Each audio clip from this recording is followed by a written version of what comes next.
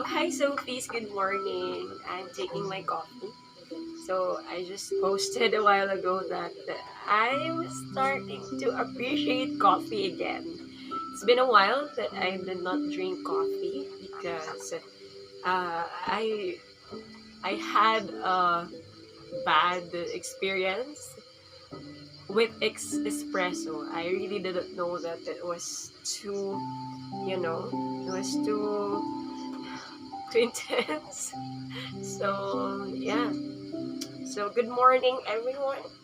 No, it's not morning anymore. So, but still, I'm having coffee, and I like that I can focus more. I have a lot of things to do as well. Like hi. So let me also share to you one of our cats. Hi. Akala niya meron akong pagkain. Wala akong pagkain. Alright, so we're in this segment again wherein I answer questions from my sister. What's the first question?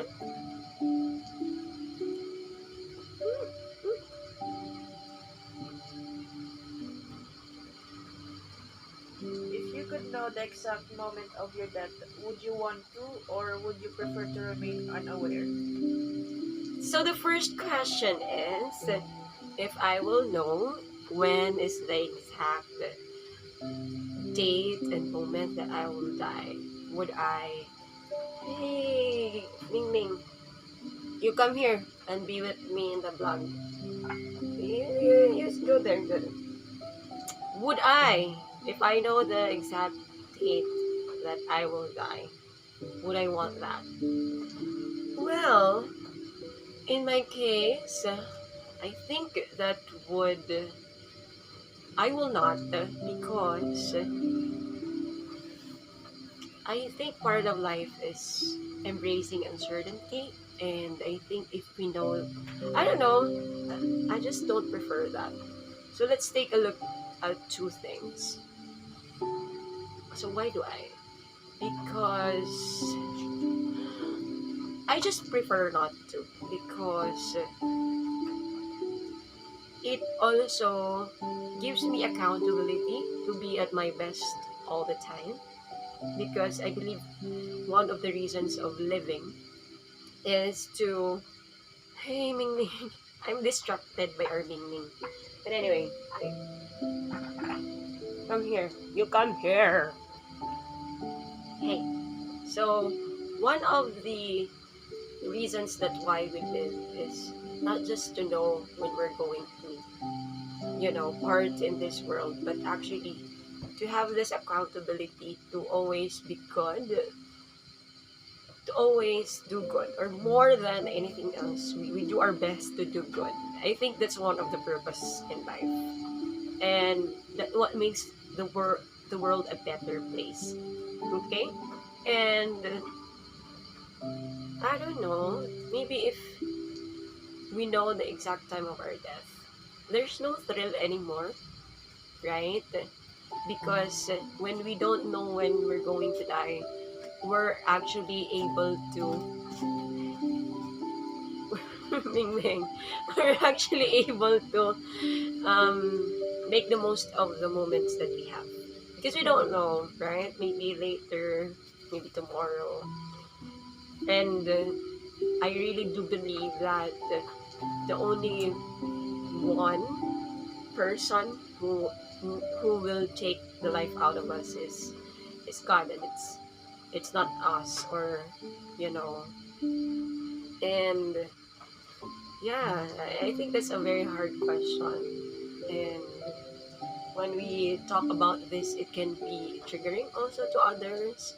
So, just a very short disclaimer not to impose certain belief systems, but yeah, I think I have to be very open and very transparent about that. That I do believe in a higher being, right? And I think that's one of the reasons of my purpose. Yeah, believing on something greater than myself. Because when we're too focused on our own, it can be depressing. right? I was able to hear, I think, a reel, or I don't know if that was a post that says if we look into ourselves, we get to be depressed because humans as we are imperfect, right?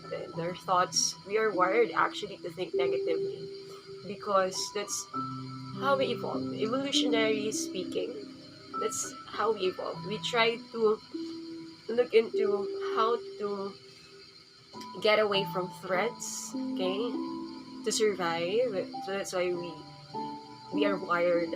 Our brains are wired to look into the threats and try to navigate how to deal with that. And more likely, it's to not to go into places or situations that will you know um, peril our lives. So that's part of it. So that's why we run away, or that's why we don't do anything. Sometimes that could be a negative, not adaptive, I mean non-adaptive coping. So I said a lot of things. I think that's more of the disclaimer. So if you think that you think more, you look deeper into yourself, you can be depressed.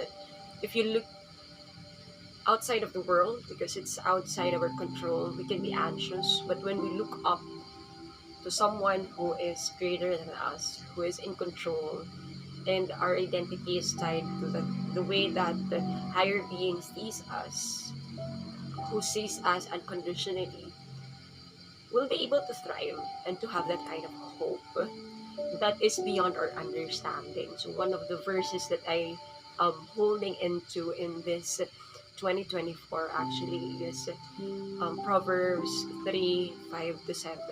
I cannot, verbatimly say it, but it's do not lean on your own understanding, but and do not be anxious about anything, and do not lean into your own understanding. Give whatever request that you have to God, and you will have an understanding that is beyond what your mind can understand or comprehend. And I believe that's a very very important theme of my 2024, because I've faced insurmountable challenges in life, and if I will just lean on to my own understanding, I will really be depressed, you know. But looking into the miracles that happened into my life, and the things, the people, the aid, the help that came from, I don't know, to help me in all of the things that I've been through, I'm just amazed of how he works in my life. So that's why, if you look deeper into ourselves, we might become depressed because of the reasons that I've said earlier. When we look into the world, we can be anxious and be afraid. But when we look up and see how he works and how he sees us, we'll have that hope, and we'll have that kind of trust in the future and ourselves, and in him most especially, to surpass any kind of challenge that comes our way. Okay? So, what's the next question?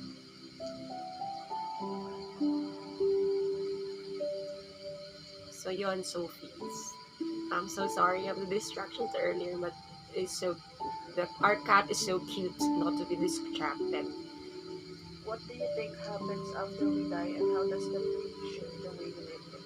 So, what happens when we die? And after we die, and how does it shape the way we live? So, I'm a Christian, I'm a Catholic Christian, and the way I view life after death is that I'm one with my Creator. So that's one of the dogmas that are taught to us. So that's the disclaimer as well. So if you're not believing in God or higher being, um, yeah, I do also respect that. I'm saying my POV. You can have your own POV, all right? Or if you're coming from a different religion, right? And yeah, being one with my Creator, and of course, we believe that there is hell, there is purgatory, and there's heaven, and we're able to go to that certain place that we are meant to be based on how we lived our life. And of course, part of that is believing in one true God for us, and letting that belief be the anchor of the behaviors that we do here on earth. And yeah, I think in my 30 years or 30 plus years of my life, I've had different point of views of that. Doing a lot of good to others so that I won't be punished and go to hell. But as time went by, it's more of following God because we love Him, and because of that unconditional love that He has for us. We are those good things only follows, and the good things are not because we are afraid that we're going to go to hell. And to a certain extent, that is just the guide that I have in my life. It's not as I grew older. It's not more of the fear, it's more of because of love. And knowing that kind of love, you know. Naiiyak ako, ba't ganon? Because the kind of love that I have experienced from God is far more different from the love that I have felt, even as I try to love myself and other people loves me. Because humans as we are, we can be conditional in our love. But when it comes to God, no matter what you did in the past or whatever that you may fail to do in the future, your dignity is intact. You are loved. And that's something that I don't feel deserving. And that's what we call grace. So it's my name. It's a grace. And of course, there are people who are vessels to that kind of unconditional love. I felt that as I journey in life. Yeah. So there are people who were great, giving me a lot of grace. My friends, even my family. And there is what we call mercy as well. Even if we did something super bad, but we were not given the punishment or the consequences that we need to be given. So that's something more as well. No one is perfect. No one is perfect. Even those people who seemingly you will learn from them, or you will know them that they're so good, they're so helpful. They say all the correct words, all yeah. Every one of us has certain kinds of weaknesses, and when we offer those weaknesses to God, those weaknesses, vulnerabilities can actually be uh, a way for Him to use us, okay, in order to glorify Him. So that's what it's meant for us not to be perfect and to have a perfect God, because we only need to depend on Him in whatever. So yeah, it takes a lot of humility to learn about this, because we are taught that to be our own, right? It's 2025, it's January 1st, and we'll have our goals, we'll have our vision boards, We can be self-made, but no one is self-made, right? Along the way, there are people who have helped us. There are mentors who have helped mold us and shaped us. So I don't think that we are self-made, that we can live alone. We are social beings, and that will remain true until whatever generations that come in. I know that you Gen Zs and I think ano ba Gen Alpha, you are you you lived or namulat kayo. You were born in an age that technology is superb as compared to us and our parents. You know, na we needed to go to libraries, to to research. But in you have ChatGPT on your fingertips. You have a TikTok, you have YouTube, and other media sites, Google, wherein you can get information of this and that. But nothing can beat um, being with in communion with others and being able to connect with them on that level. So yeah, I've said a lot of things, but let's go back to the core questions. So about death and also how that view about death and life after death has shaped the way I see the world and also how I live my life. So I think in summary, we we cannot foresee the time of our death and even taking our lives. It's yeah, disclaimer lang, no, trigger warning. It may have consequences also. And if you are thinking about this more, I hope that you get the help that you need, okay, to sort things out. My view is my own point of view, and if yeah, you you seek help from people that can give you insights and wisdom, and know that there is light at the end of the tunnel. There are a lot of resources that can help you, and I believe it's more of reaching out. Allow yourself to reach out to others, to be humble. It takes humility actually to ask for help. I have been um it was hard for me since like I'm an independent person to ask for help. But recently, when life shakes us, it's really nice to ask for help. You're also helping another person when you ask for help.